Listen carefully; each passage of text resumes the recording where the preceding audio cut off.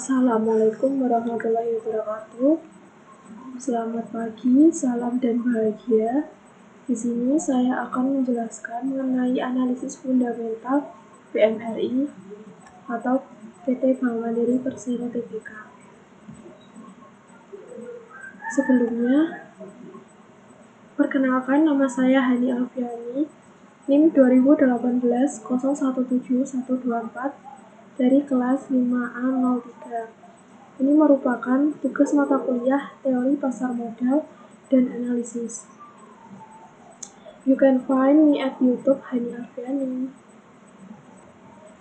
Yang pertama yaitu profil PT Bank Mandiri Persero Tbk. Jenisnya yaitu badan usaha milik negara atau publik. Industrinya yaitu jasa keuangan. Didirikan pada tanggal 2 Oktober 1998. Pendirinya itu adalah pemerintah Indonesia. Kantor pusat berada di Kota Jakarta, Indonesia. Cabangnya ada 1.296 kantor cabang. Wilayah operasi berada di Indonesia, Kepulauan Cayman, Tiongkok, Hong Kong, Singapura, Timor Leste, Britania Raya.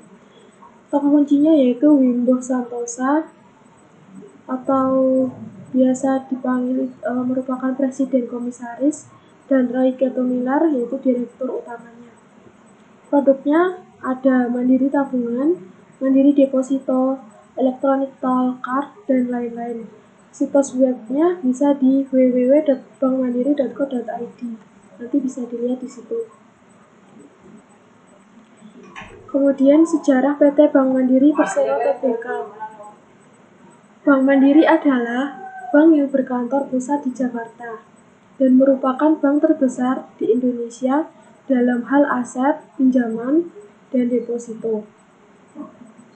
Bank ini berdiri pada tanggal 2 Oktober 1998 sebagian dari program restrukturisasi perbankan yang dilaksanakan oleh pemerintah Indonesia.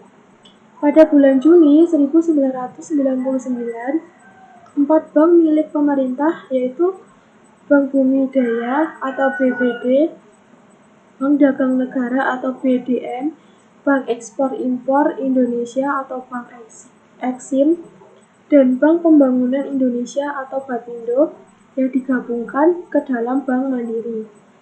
Sebelum pra-penggabungan, sejarah keempat bank tersebut sebelum bergabung menjadi Bank Mandiri dapat ditelusuri lebih dari 14 tahun yang lalu.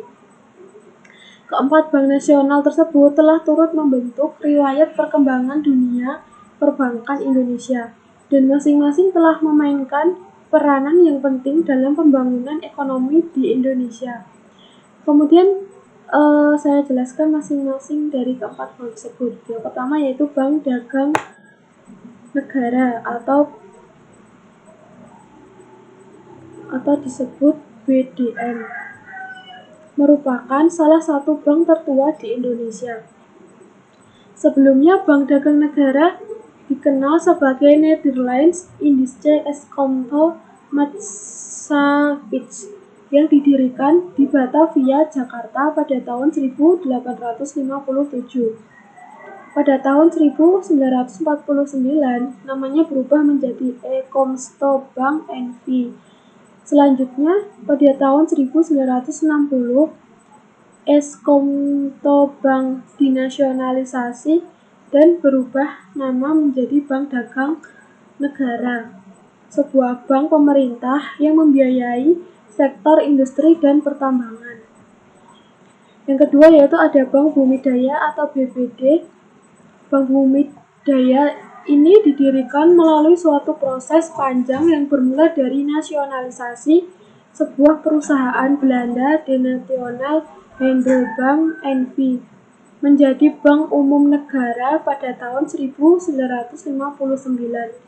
Pada tahun 1964, Chartered Bank atau sebelumnya adalah bank milik Inggris juga dinasionalisasi dan Bank Umum Negara diberi hak untuk melanjutkan operasi bank tersebut. Pada tahun 1965, Bank Umum Negara digabungkan ke dalam Bank Negara Indonesia dan berganti nama menjadi Bank Negara Indonesia Unit 4 beralih menjadi Bank Bumi Daya. Yang ketiga yaitu Bank Ekspor Impor Indonesia. Bank Ekspor Impor Indonesia atau bisa disebut dengan Bank Eksim berawal dari perusahaan dagang Belanda N.V. Nederlands Handel Maatschappij yang didirikan pada tahun 1824 di S.Gravenhage. Kemudian pada tahun 1826 didirikan kantor Factorisch di Batavia dan mengembangkan kegiatannya di sektor perbankan pada tahun 1870. Pemerintah Indonesia menasionalisasi perusahaan ini pada tahun 1960 dan selanjutnya pada tahun 1965 perusahaan ini digabungkan dalam Bank Negara Indonesia menjadi Bank Negara Indonesia Unit 2. Pada tahun 1968 Bank Negara Indonesia Unit 2 dipecah menjadi 2 unit. Salah satunya yaitu Bank Negara Indonesia Unit 2 Divisi Ekspor Impor yang berakhirnya menjadi Bank Eksim. Bank pemerintah yang membiayai kegiatan ekspor dan impor. Kemudian yang terakhir yaitu Bank Pembangunan Indonesia atau bisa disebut dengan Bapindo. Berawal dari Bank Industri Negara atau BIN, sebuah bank industri yang didirikan pada tahun 1951. Misi Bank Industri Negara adalah mendukung pengembangan sektor-sektor ekonomi tertentu, khususnya perkebunan, industri, dan pertambangan. Bapindo dibentuk sebagai bank milik negara pada tahun 1960 dan BIN kemudian digabung dengan Bank Bapindo.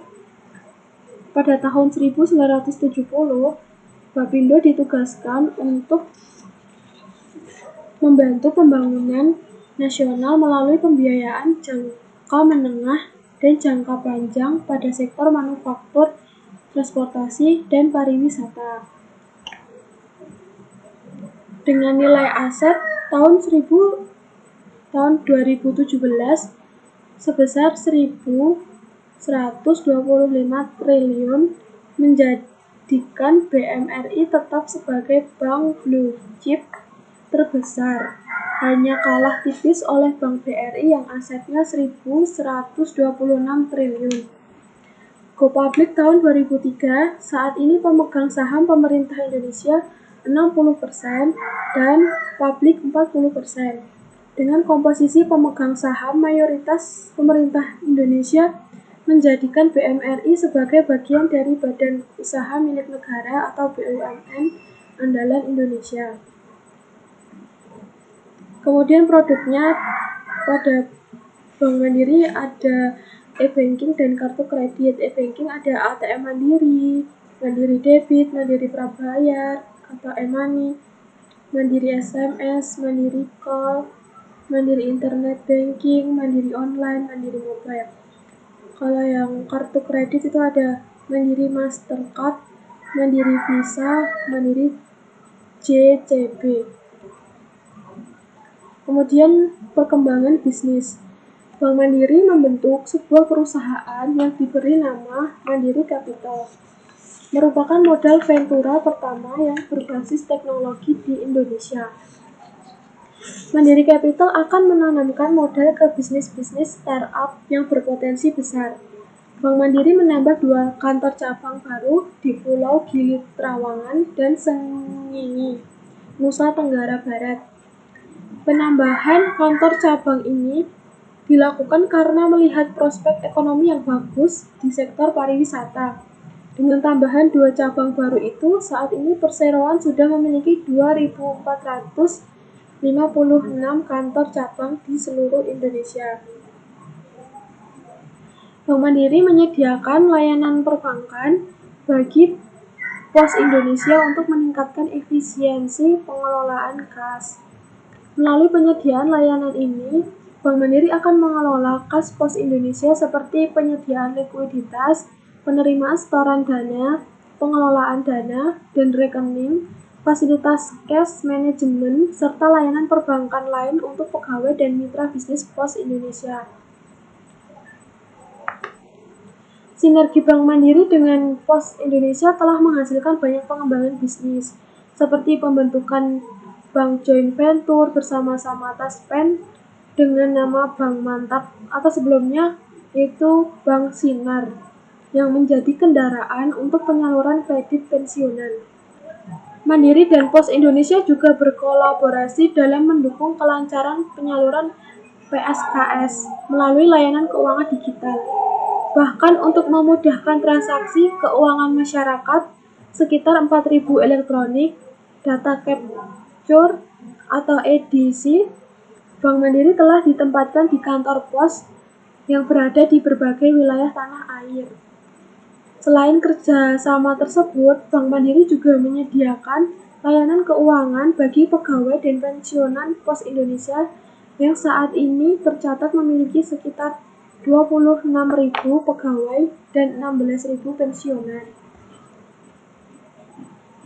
Nah, ini merupakan perusahaan anak dari Bank Mandiri.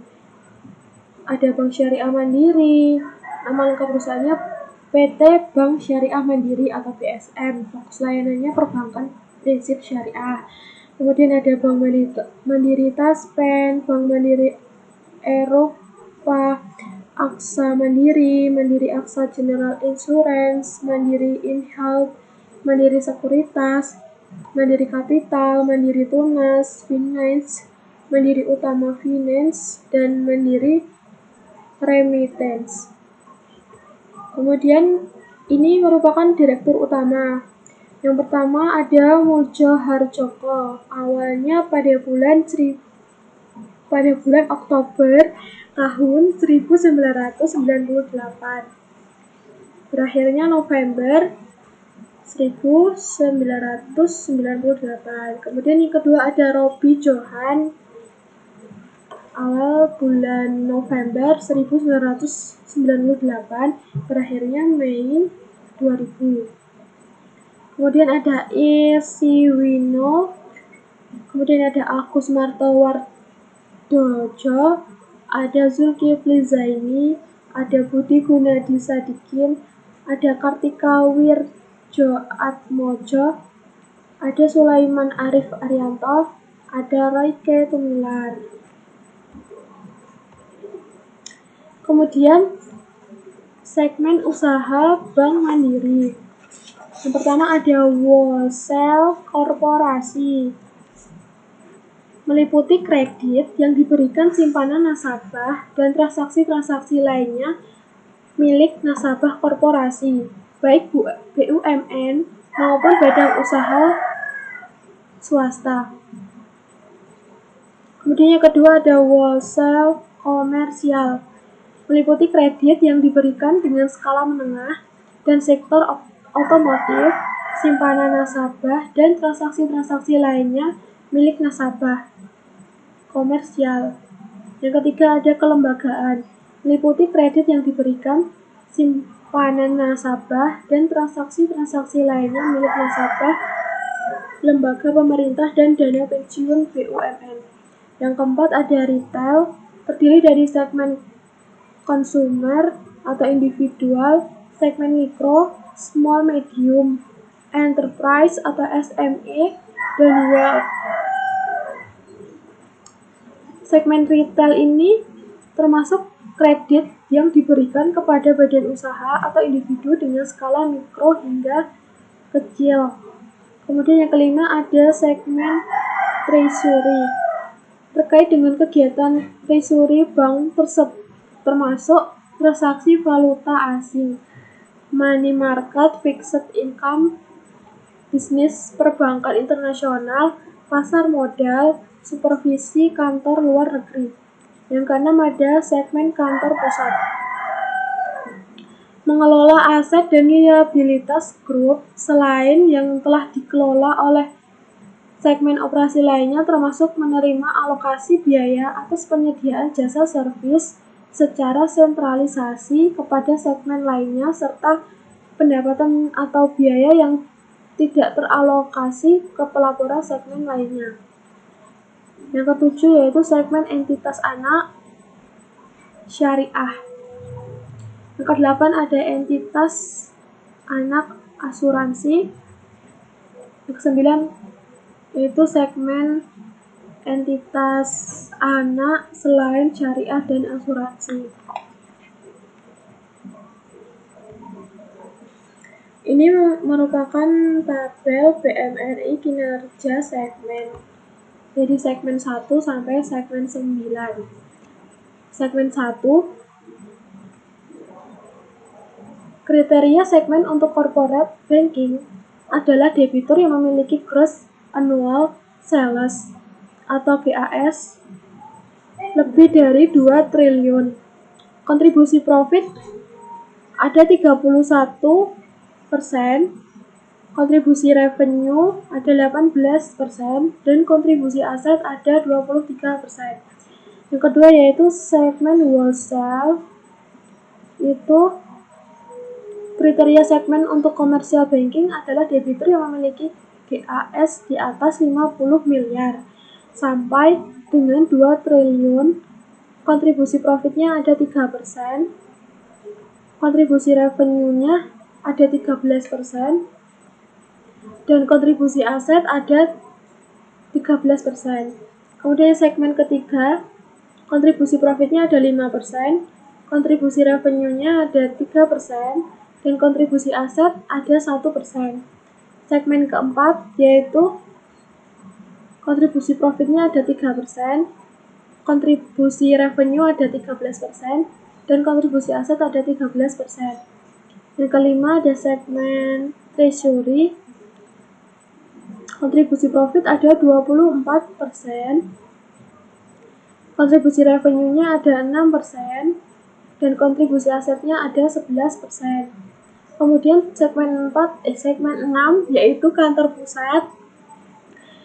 Kontribusi profit ada minus 61%, kontribusi revenue ada 1%, dan kontribusi aset ada 19%. Kemudian segmen ketujuh yaitu entitas anak syariah. Kontribusi profitnya ada 1%, kontribusi revenue-nya ada 5%, dan kontribusi asetnya ada 8%. Kemudian segmen ke-8 yaitu entitas anak untuk asuransi. Kontribusi profitnya ada 4%, kontribusi revenue-nya ada 8%, dan kontribusi asetnya ada 3%. Kemudian yang terakhir yaitu segmen ke-9 yaitu entitas anak selain syariah dan asuransi. Kontribusi profitnya ada 2%, kontribusi revenue-nya ada 3%, dan kontribusi asetnya ada 3% juga.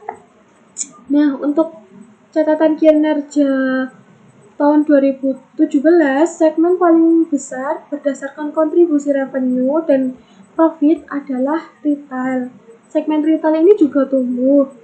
Dari segmen wholesale atau korporasi dan komersial tercatat penurunan baik revenue maupun profit dan tetap menjadi nomor 2 berdasarkan kontribusi revenue dan profit. Kemudian ada kinerja bisnis Bank Mandiri. Data laporan keuangan tahun 2008 sampai 2017 meliputi aset, liabilitas, ekuitas, pendapatan atau revenue, laba kotor, laba usaha, laba bersih atau profit, gross margin, net margin, ROA, ROE, aset, turnover, financial leverage, DER, CAR, dan NPL. Nah, ini merupakan tabel 2 BMRI kinerja fundamental. Tercatat kinerja tahun 2017 setelah bertahun-tahun menduduki posisi bank dengan aset paling besar di tahun 2017 ini asetnya ada 1.125 triliun. Posisi digeser oleh Bank BRI dengan aset 1.100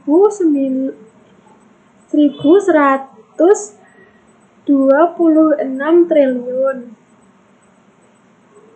ROE sebesar 13%, naik dari tahun 2016.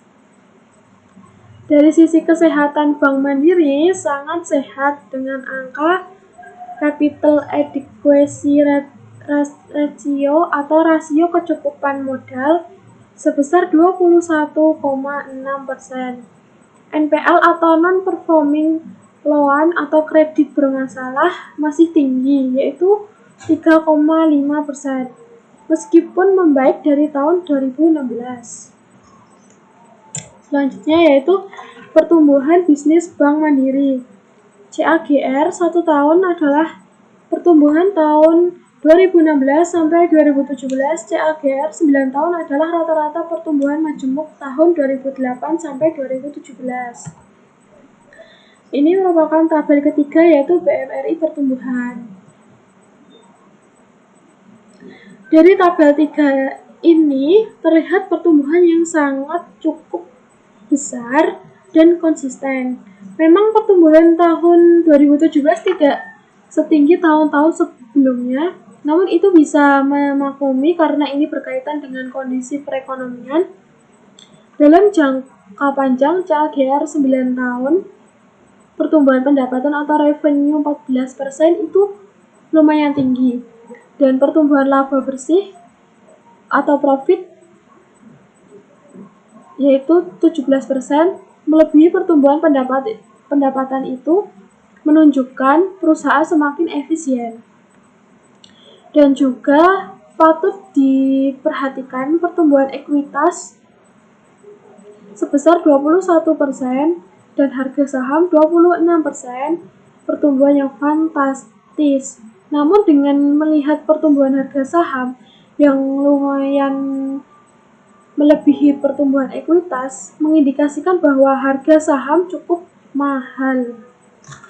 Selanjutnya yaitu ada kinerja market dan harga saham BMRI. Ini tabel keempat, BMRI kinerja market dan harga saham.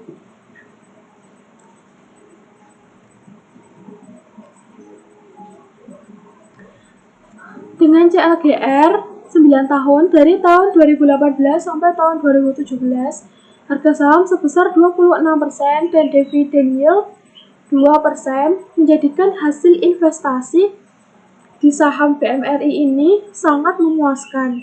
Nilai-nilai PER dan PBV di atas akan kita pakai untuk melakukan valuasi dan memperkirakan harga wajar saham BMRI. Kemudian catatan PEG atau perbandingan antara PER dan pertumbuhan profit cukup besar, yaitu 2,7. Itu menunjukkan bahwa PER terlalu tinggi jika dibandingkan dengan pertumbuhan profit. Dan itu berarti harga sahamnya juga cukup mahal. Kemudian selanjutnya ada tabel 5 yaitu BMRI grafik harga saham.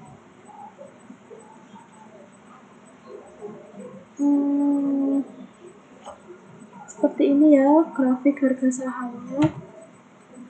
Kemudian valuasi harga saham BMRI. Data per 31 Mei tahun 2018, harga saham sebesar 7.050, PER atau annualized yaitu sebesar 14,04, PBV sebesar 2,03.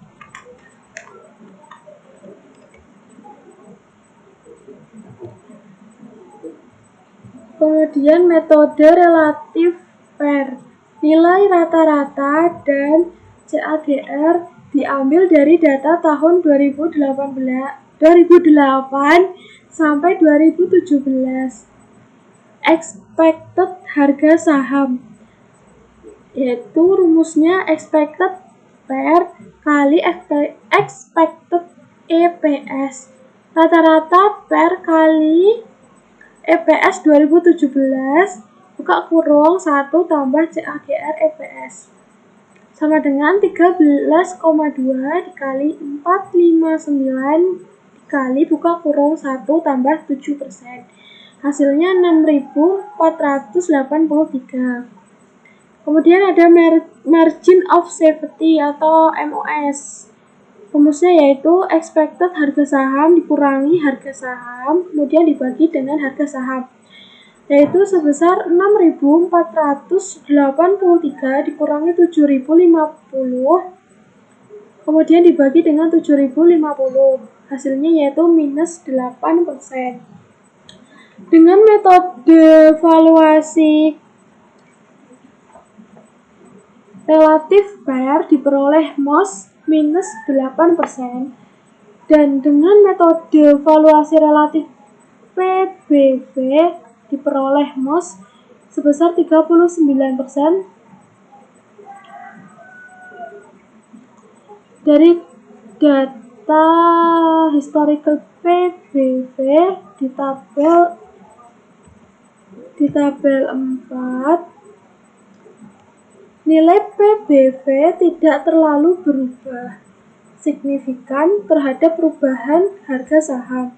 Jadi, dalam valuasi ini lebih relevan menggunakan metode valuasi relatif PER daripada metode valuasi relatif PBV. Kemudian